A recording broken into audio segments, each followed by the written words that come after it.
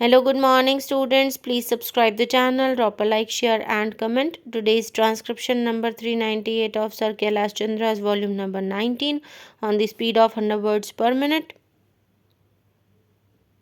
Start.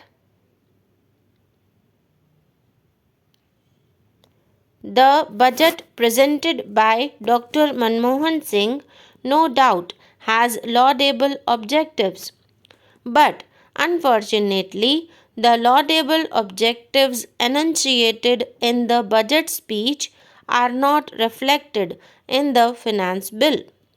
So, there is a wide gap between the assertions of the finance minister and their execution as per the finance bill. The country is baffled, the entire nation is baffled as to how Dr. Manmohan Singh managed to mesmerize the country with laudable objectives but without the concerned provisions in the finance bill. Dr. Manmohan Singh went on criticizing the previous two governments of 1.5 years. But the fact remains that the economic instability in the country actually took place during the Congress rule. When the first budget was presented in August 1947 by late Shree Shanmugam Shettiar, the revenue receipts at that time were to the tune of rupees 170 crores, whereas the expenditure was rupees 197 crores and the deficit was rupees 27 crores. Mr. Vice Chairman, sir, as you know, the first budget was for only 6 months, but by the end of the year, the deficit was completely wiped out and the government came out successful and with a plus. In the present budget, the total expenditure of the government is rupees 119,000 and odd crores.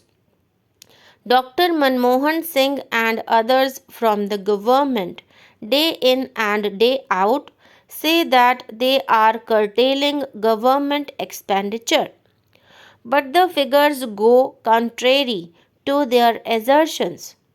When the colonial rule ended in 1947, the entire government of India was working only in the North Block and in the South Block. Now, the government has expanded so much that its offices could not be accommodated in entire New Delhi. Their offices are at Krishi Bhavan, Yojana Bhavan, Shastri Bhavan, Nirman Bhavan, and several other bhavans. Not satisfied with these, the Government of India's offices are at Lodi Road also. Not only this, the government acquired even the private houses and private buildings in Delhi to accommodate their offices. So, the total expenditure of the government is going up. When we look at the figures in the expenditure budget, what is the total expenditure of the government on establishment and salaries? Sir, it is a fact that there are more than 43 lakhs of people working in the government of India alone. Their salary bill, establishment charges, emoluments, and other allowances amount to nearly 13,000 crores of rupees. If the pension bill is also added, it amounts to nearly 16,000 crores of rupees. It is the government of India's alone, and when we take the state government's establishments, local bodies, aided institutions, and the public sector undertakings, there are more than 2 crores on their payrolls, and the total expenditure involved in it is something around 45,000 crores of rupees. Little precious has been done to reduce the expenditure of the government. As for the figures of the non-plan expenditure, when compared to the last year's budget, the non-plan expenditure went up by 4,400 crores of rupees.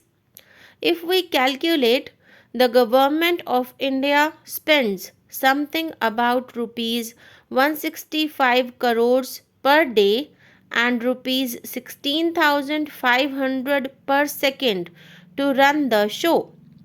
This is on the expenditure side alone.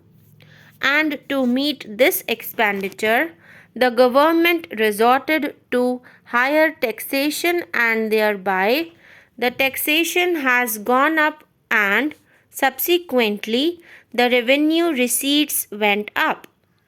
The revenue receipts account for 76,000 crores of rupees roughly. Not satisfied with this, the government goes in for borrowings, borrowing money both internally and externally. The total debt burden of the government of India is roughly about 4 lakh crores of rupees. The debt servicing, that is the interest payment, alone amounts to 32,000 crores of rupees per annum. So, the per capita debt in India is rupees 4,200. And if we add this figure to the debt of the state governments, the per capita debt goes up to rupees 6,000 or rupees 7,000, varying from one state to another. Even then, the government is not able to meet their expenses as they are living beyond their means. So, on one side, they are enhancing taxation, and on the other side, they are going for borrowings. As the money is still not sufficient, the government has resorted to deficit financing day in and day out. Dr. Manmohan Singh says that they are curtailing deficit financing. But the figures supplied by the finance minister show that the deficit financing is to the tune of 5,000 crores of rupees. But the fiscal deficit is more than rupees 34,000 crores. So, deficit financing means printing additional notes from the Nasik press. Whenever any individual issues a check without having the requisite balance in his account, the check is dishonored. But the government goes on printing notes without any legal sanction.